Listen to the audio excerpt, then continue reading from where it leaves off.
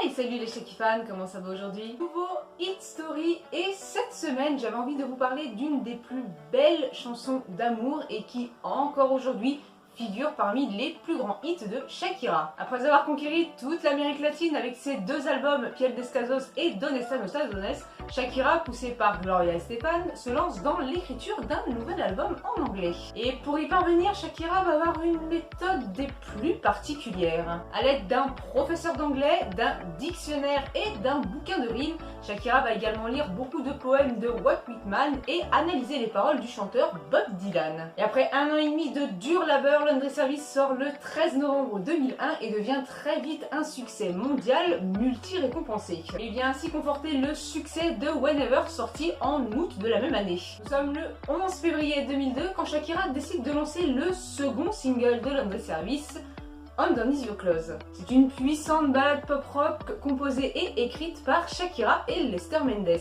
Underneath Your Clothes est né dans un studio portable que Shakira avait fait installer dans une des régions rurales d'Uruguay.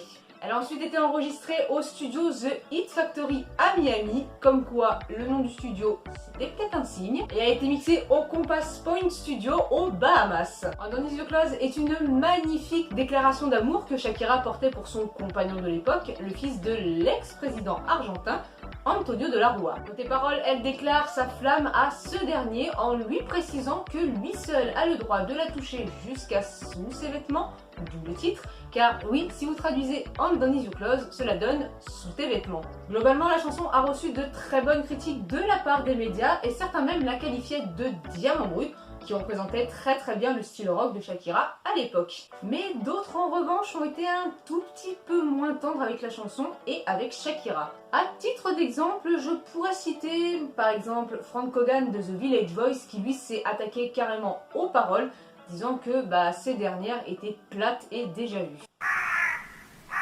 Et plus violent encore, certains ont même été jusqu'à dire que Shakira avait plagié le titre Eternal Flame du groupe féminin The Bangle. Juste, j'aimerais dire à ces gens-là qu'il serait grand temps qu'ils ouvrent un dictionnaire, parce qu'il y a quand même une sacrée différence entre un plagiat et une inspiration. Un plagiat, c'est une action de plagier l'œuvre de quelqu'un en la faisant passer tout simplement pour la sienne. Alors que l'inspiration, c'est une idée qui amène à la création. Underneath Your Clothes a donc été inspiré par l'instrumental de Eternal Flame et un tout petit peu de Penny Lane des Beatles pour les trompettes. Malgré quelques petites mauvaises critiques, Underneath Your Clothes a été et restera l'une de ses plus belles chansons et figurera toujours parmi ses plus gros tubes. Elle s'est classée pendant plusieurs semaines numéro 1 dans les charts de plusieurs pays tels que l'Autriche, l'Australie ou encore la Belgique. Elle se verra également certifiée d'un double disque de platine en Australie, un disque de platine en Autriche, en Belgique et en Suisse, et un disque d'or en France et en Allemagne.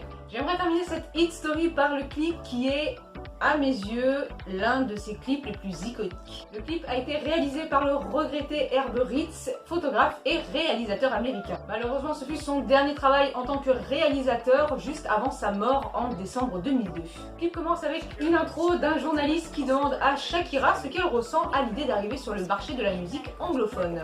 C'est avec ironie que Shakira répond tout simplement en espagnol. Le clip parle bien évidemment de la romance entre Shakira et son ex-compagnon Antonio de la Rúa, mais aussi la solitude que Shakira éprouve en tant qu'artiste lorsqu'elle part en tournée et donc qu'elle s'éloigne de celui qu'elle aime. Tiens, petite Shakira anecdote. Vous savez, dans le clip, quand Shakira est sur scène avec ses musiciens en train d'interpréter le titre, eh bien ce n'est pas du playback, c'est purement du live. Mais voilà, le clip n'a pas été bien reçu par tout le monde. En Argentine, par exemple, à cause de l'apparition d'Antonio dans le clip, eh bien Shakira s'est vue tout simplement boycotter la vente de ses albums dans le pays. Et en plus, ce boycott ne visait principalement pas Antonio ni Shakira, ça visait tout simplement le père d'Antonio, Fernando de la Rúa, ancien président de l'Argentine à l'époque, qui avait tout simplement démissionné alors que le pays subissait de fortes turbulences économiques. Le fait d'interdire la vente des albums de Shakira dans le pays, c'était tout simplement une pure protestation envers Antonio et son père, et non Shakira.